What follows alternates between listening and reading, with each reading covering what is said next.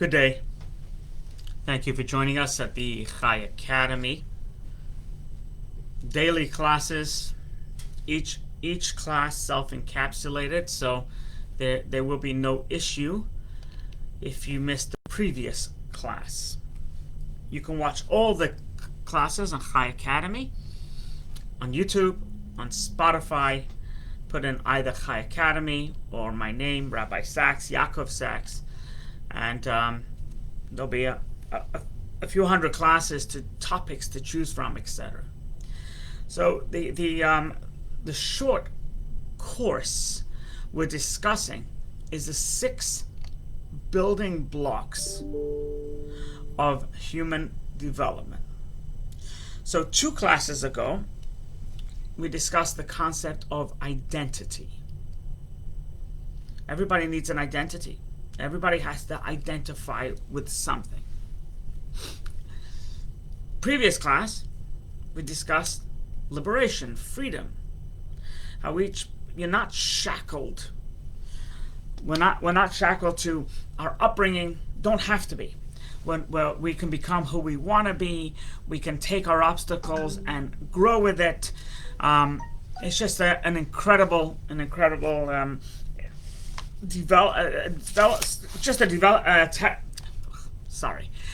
it's an incredible thing to know that we're not shackled. Where each independent person can be an independent person. While parents may have a hard time letting go, or children may have a hard time letting go, it's something that must be done. You have to fly the coop, and you have to begin your own identity and your own life. You know, in the Bible, in Genesis, in the Torah, it says that man should leave his parents' house and become one with his wife, which means leave the, you know, you're a different person now. You're older, and now you have to blaze your own trail. Today, this is all based on the Talmud. So today's number 3 of the human development would be, as it says in the Talmud, teaching your children Torah.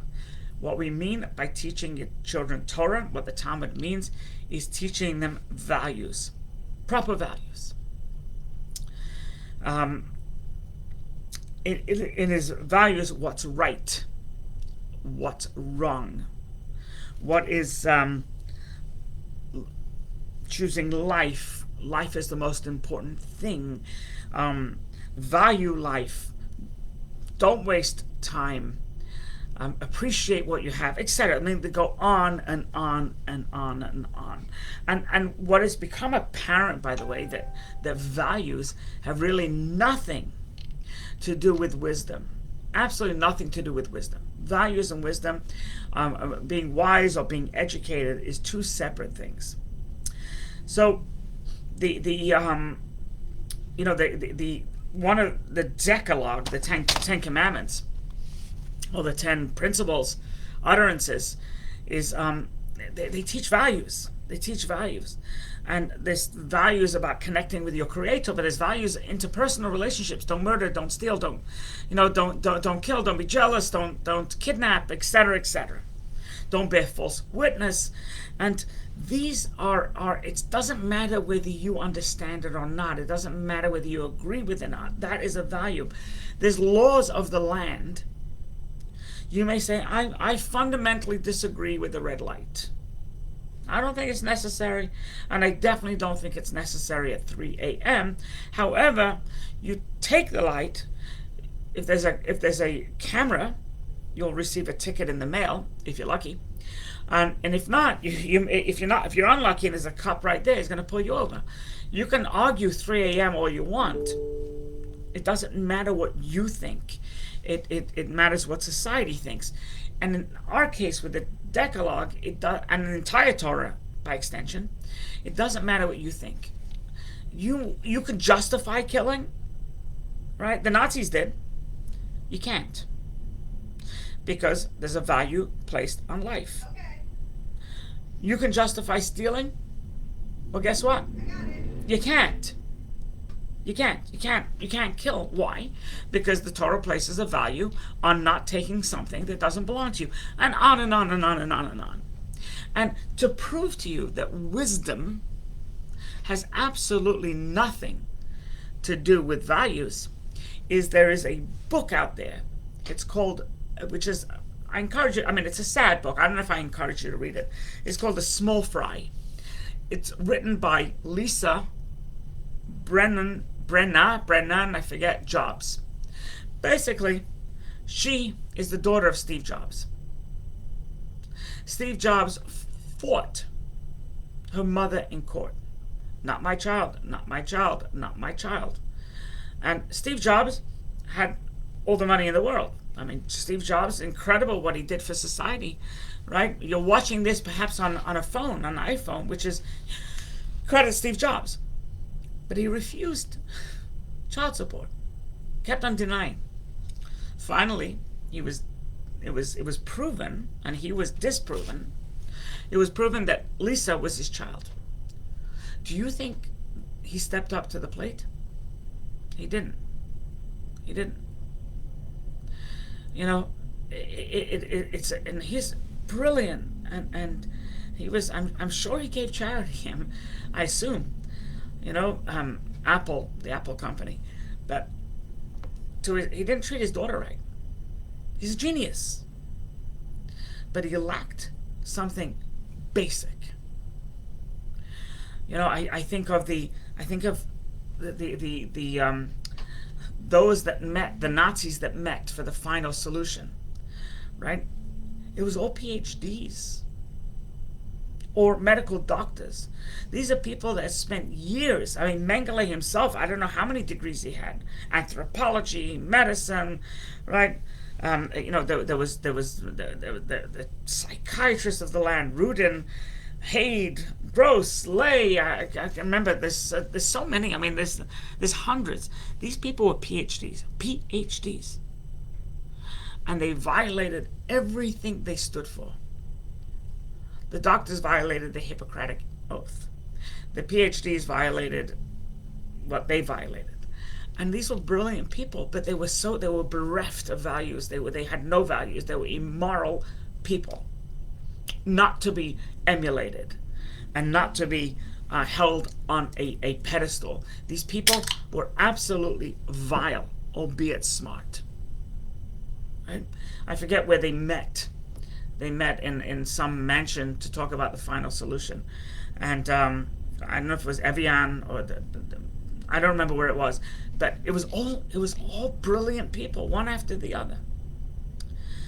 Right? And likewise, I mean, we can go on and on and on. I mean, if you think about the shooting that took place in Poway, California, San Diego. I was in San Diego that Passover. It was the last day of Passover. I was only a few miles away. But the shooting was, this guy came into synagogue, and he had, I don't know how many bullets he had, but he started to shoot at an innocent congregation. He killed Lori Kay. He blew the finger off Rabbi Goldstein. Right? He wounded someone else, and eventually he was caught. Not killed, caught. Right? When they caught, everybody was baffled, because his parents were salt of the earth. His father's, I think, a science teacher. And yet he goes into a synagogue and starts killing people indiscriminately because they're Jewish. I mean, you know, there's no values. This kid has no values. And by the way, it's true of Sandy Hook. It's true of you know, Columbine or other places in Colorado, or Los Angeles, or across the country. It's just, there's a break. There's a disconnection between values and common sense, values and education. And I think it's very troubling, because what is going on? What is going wrong? What is going wrong? So before we get to that, I'm not disparaging public schools. However, there's not one shooter ever in the history of the United States that came from a yeshiva.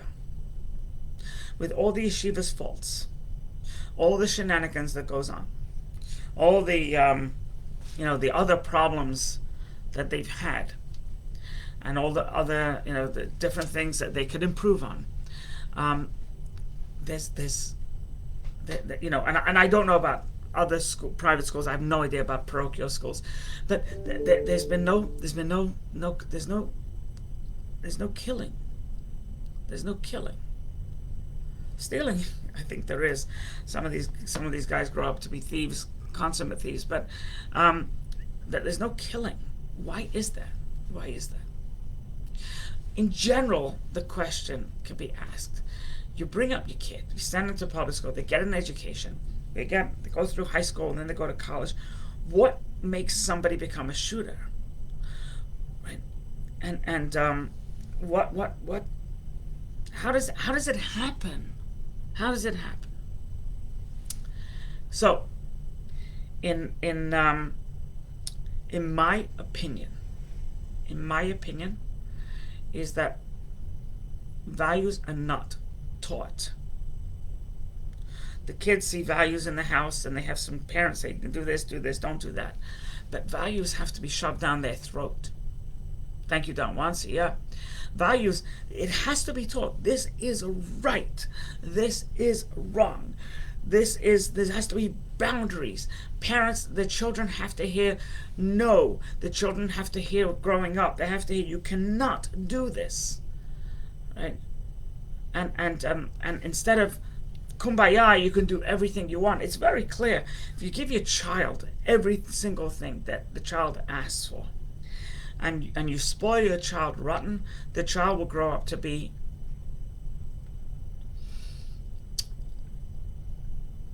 he'll grow up to despise you.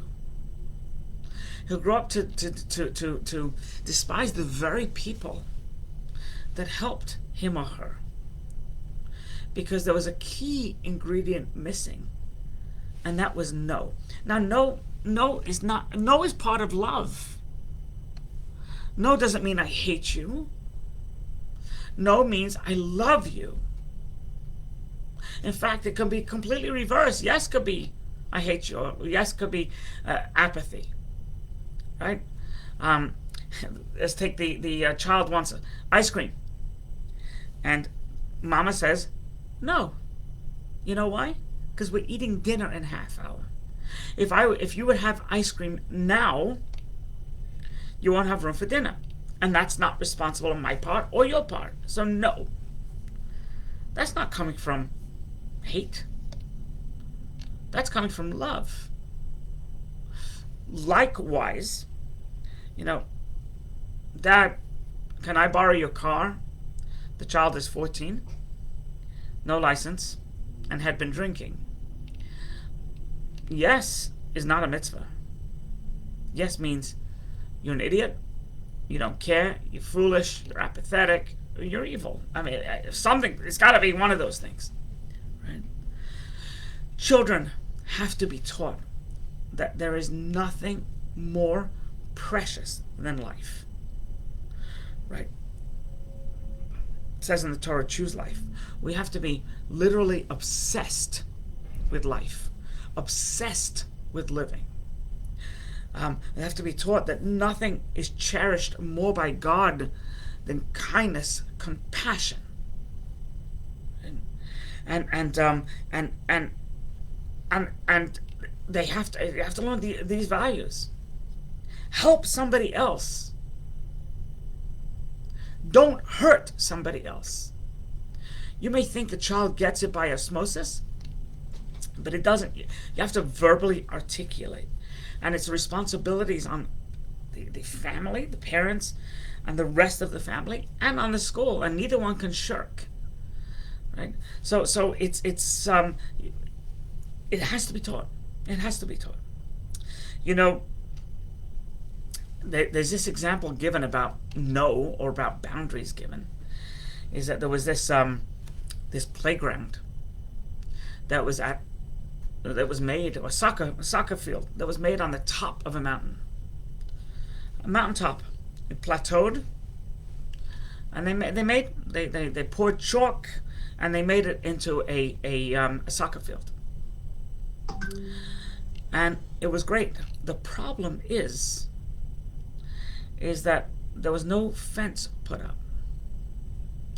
There was nothing to stop the ball from going over and down the mountain. There was nothing to stop somebody falling off the mountain to their death. So how do you make this a proper soccer field? Is you put a fence around it. Is that fence negative? Or is that fence positive? So the fence is clearly positive. Now you can play and have fun. Before it wasn't safe, and therefore you couldn't have fun. It's true. You can extrapolate that with everything. Yeah, honey, you can't play with a gun. It's not safe. Honey, you can't play with fire. You can't play with a knife. Right? It's not safe. You're not being a bad parent. You're being a good parent. You're not being a bad principal. You're being a good principal. Right? And to me, to teach a child values, right from wrong, is way more important than calculus. Way more important than algebra. And to me. Because you could be a genius, you could be a doctor, a PhD, but you can still be have the morality of a Mengele. So I would like to see values taught, really taught, in all schools, everywhere.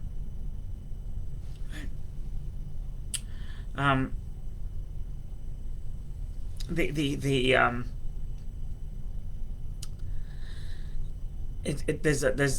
a very interesting piece of Talmud that says as follows, that there were these three rabbis, or these three people: Joseph, son of Jacob; Rabbi Hillel, one of the most famous rabbis; and Rabbi Elazar, not as famous. It says these three rabbis, says the Talmud, taught incredible values to their students. He says Rabbi Hillel, was extremely poor. He literally didn't have 2 nickels to rub together. He didn't have a kopek, nothing. A ruble, an agura, nothing. A peso. And so he could have said, listen, the pressures of life. You think I had time to pray to God? You think I had time to study Torah and study morality, study values? I was under so much pressure and stress to bring in money. I didn't have money for bread. You expect me to be able to luxuriate in going to hear a Torah class? But we learn from Rabbi Hillel, and there's a story. Stories in the Talmud. Story is Rabbi Hillel, very, very poor. He became the great Rabbi Hillel, but he was somewhat of an unknown, extremely poor. And he went to attend a lecture, a Torah lecture, and it required to pay. You had to pay. Unlike the Chai Academy, where you don't have to pay. And he said, I don't have the money. They said, well, you don't have the money, you're not coming in. So they didn't let him in. Obviously, it wasn't a wise decision. It was midwinter. Rabbi Hillel wanted to hear Rabbi Shmaya talk. So what did he do? He climbed up on the drain pipe, onto the roof, and there was a skylight, and he put his ear to the skylight, and he listened to the lecture that way. The problem is it started to snow, says the Talmud. And he was listening and listening, and it was snowing and snowing, and he was listening. Finally, Rabbi Shmael or Rabbi Avitalion, was two rabbis, they looked up and they saw an outline of a body. So they ran out, they jumped on the roof, they pulled him down, and they revived him. He was close to death. So here you see a poor person. He was determined to study. Couldn't have the money, he figured out another way. A person should never use that I'm so pressured because of money that I can't be a mensch, or I can't study, or since I don't have money, I have to steal. No. Rabbi Hillel figured it out.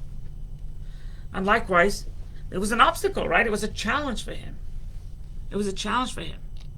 He didn't hit the guard at the door. He didn't do a Will Smith. He said, okay, they told me I have to remain outside, I'll remain outside. Joseph had another different type of challenge, but we saw that he overcame. Joseph, as it says in the Torah, was incredibly good looking. Right? I don't know who's good looking. I'm trying to think. I know he was the Brad Pitt of his day. I have no idea. Honestly, I have no idea. But he was very good looking. And because he was good looking, when he was in Egypt, the wife of his master tried to seduce him. And she nearly succeeded, because she used to, as it says in the Talmud, she used to wear certain clothing in the morning, certain clothing at night. She used to change frequently, and and change her perfume, and she used to flirt with him, etc. And she wanted to seduce him. And he says, and he came close, but ultimately he tapped into his inner strength, and he ran out. And she accused him. She told her husband in revenge that she accused him of attempted rape. And he was put in prison for 12 years. The Me Too movement. But he didn't. He didn't. Torah tells us he didn't. So here was a challenge. He was a good-looking guy. Chicks were all over him. His master's wife was literally all over him. And he says, good-looking or not, it's immoral. She's my master's wife. She's a married woman. She's etc., etc. Right? Or I'm not married to her.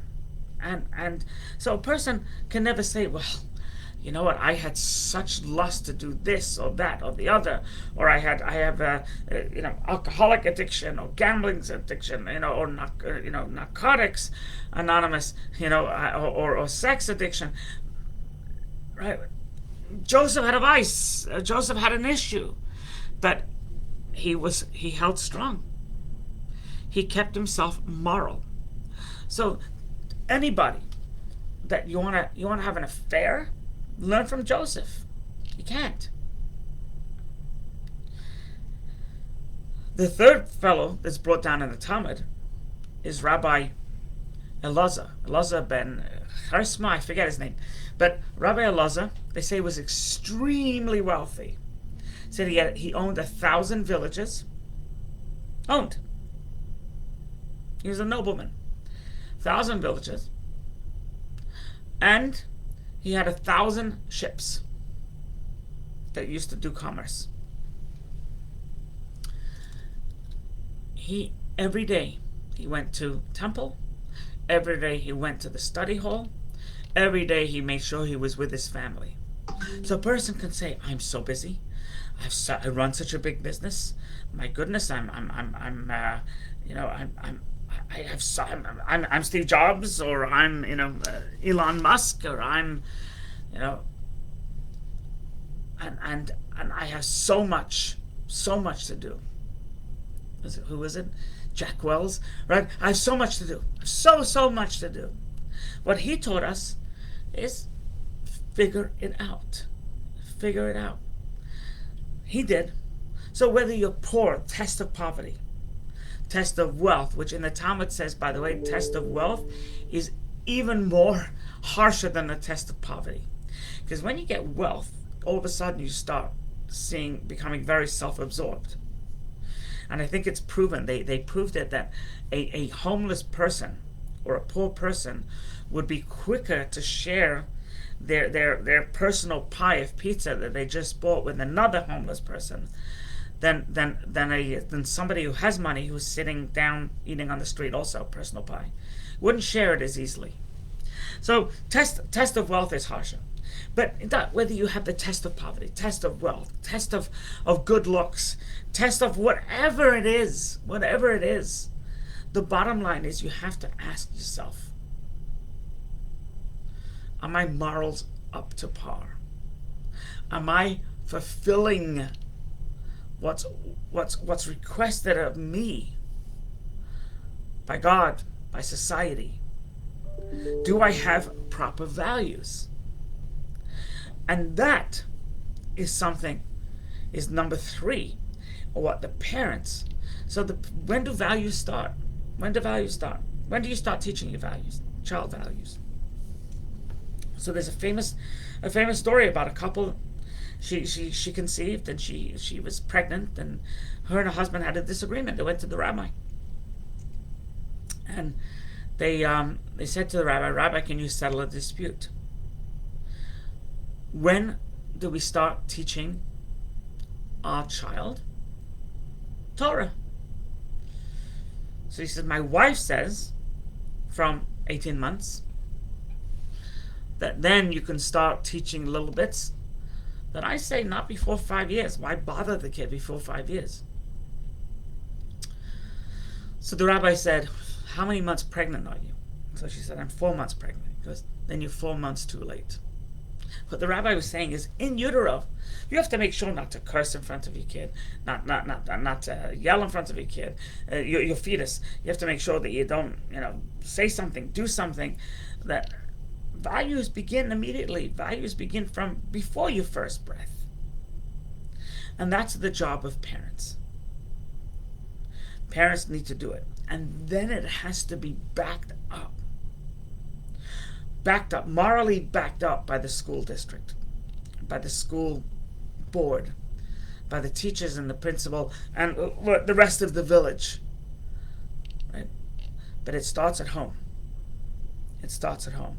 And that is what they value. That is the third value. That is the third item of human development, is you got to teach values. Without of it, we have a dog world. Right? We'll just have it would just be a disaster. And perhaps one could argue that someone like Putin, in this, there's a war going on now, what values does he have? Because if he valued life, he could never bomb indiscriminately. What values did Will Smith have? Because if he had good values, he wouldn't punch somebody. What values did Chris Rock have? Because it wasn't so good either what he did. He never resorted to violence, of course, but what values? We have to ask ourselves, and specifically we have to ask ourselves, our leaders, our actors, our sports figures, should we follow them? Should we follow them? Or should we not follow him? The story of Bertrand Russell, the great ethicist, who was also a mathematician, so loosely, he had an affair. So he was asked, how could you have an affair? You're the great ethicist. He goes, I'm also a mathematician, but I don't look like a triangle. So it's such a poor attempt at an excuse. But it's if you don't inculcate values, don't assume that values are going to be absorbed by osmosis automatically. They got to be taught.